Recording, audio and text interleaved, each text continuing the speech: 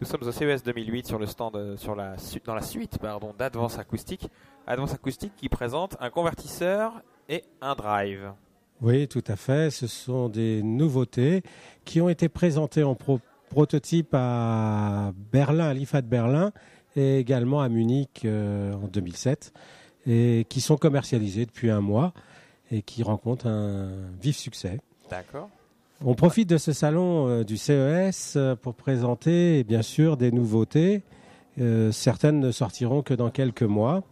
Il y a ici notamment le tuner, le tuner FM, qui est assez particulier dans le sens que la sortie audio est à tube, sur le même principe, la même philosophie que toutes nos sources, mais ce tuner est évolutif avec ce boîtier qui n'est pas encore tout à fait terminé, qui est présenté pour montrer son aspect et son principe de fonctionnement, qui aura la section DAB, mais également la réception des radios FM sur le web, en Wi-Fi ou Ethernet. D'accord.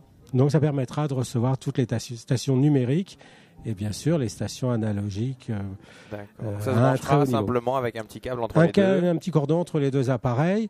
Et l'écran LCD qui est ici sur la droite de l'appareil affichera en fonction du menu la radio du RDS, mais également le menu pour sélectionner le boîtier et le type de réception. D'accord, donc en fait on choisira sur cette source sa source. Bien sûr. Voilà. C'est un tuner pour tout. D'accord, on a une idée, ça va coûter quoi ? 1000 €, 1500 €? Le tuner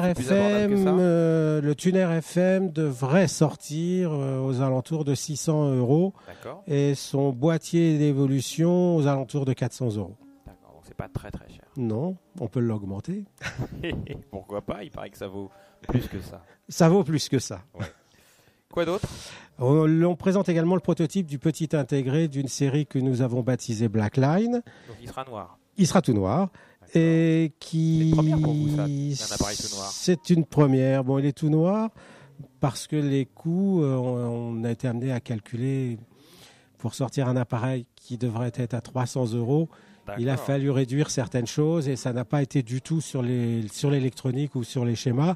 Et cet appareil, l'anodisation bicolore exige de nombreux bains, une façade multiple, alors que là, nous avons pu le faire en une seule plaque. Et c'est bien sûr plus abordable. Cet appareil fera 2 fois 45 watts sur 8 ohms. Il aura une commutation à l'arrière qui permettra de le faire fonctionner en classe A. D'accord. Sur 15 watts. Efficace sur 8 ohms. C'est original pour un produit à 300 €. Tout à fait. Il se commutera automatiquement si la personne augmente la puissance. Oui. Et également si la personne, par inadvertance, venait d'empêcher le refroidissement de l'appareil, il y a une certaine température, il se mettra en protection thermique, c'est-à-dire qu'il fonctionnera bloqué en classe AV. D'accord. Donc on résout également les problèmes de fiabilité de la pure classe A. C'est assez original alors. Oui, surtout qu'à 300 €. On a rarement vu ça. On a rarement vu ça, mais on peut le vendre plus cher. Bon, c'est déjà beaucoup. Est-ce qu'il y a d'autres choses encore ? Alors, il y aura un CD qui ira avec, qui est assez particulier, puisque nous visons avec la Blackline également une clientèle jeune, audiophile mais jeune. Ce CD aura 2 sources. Il aura un dock pour iPod sur le côté gauche de l'appareil. Et on pourra, comme certains autres de nos produits, mais là, ça sera la source seule. D'accord. Il lira les CD ou l'iPod. D'accord. Et ça, on a une idée du prix également ? À peu près plutôt abordable. Oui, dans les 300 € comme l'amplificateur de la Blackline. Bon, c'est très bien. Voilà. On souhaite une bonne année à Advance Acoustique. Merci beaucoup.